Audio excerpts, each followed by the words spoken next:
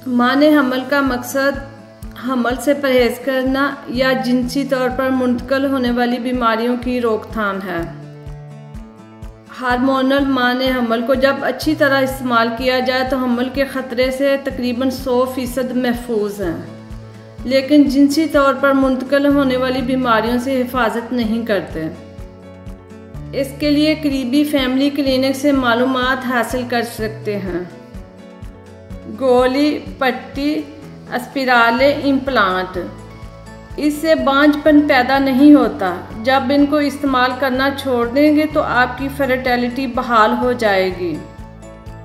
Condom, ये हमल को रोकते हैं। जिनसी तौर पर मुंतकिल होने वाली बीमारियों से तहफ़्फ़ुज़ की ये एक ही सूरत है।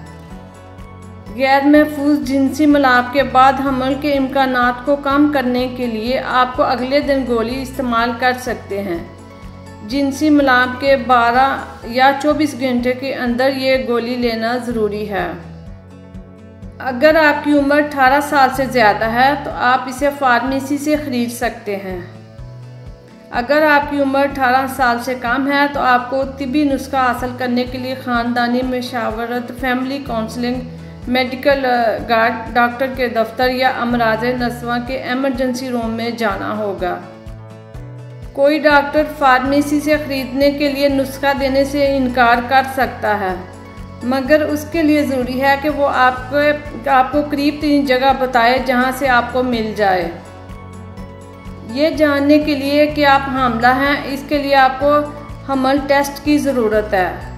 हमल टेस्ट के लिए आपको फार्मेसी या सुपरमार्केट से कुछ खरीद सकते हैं।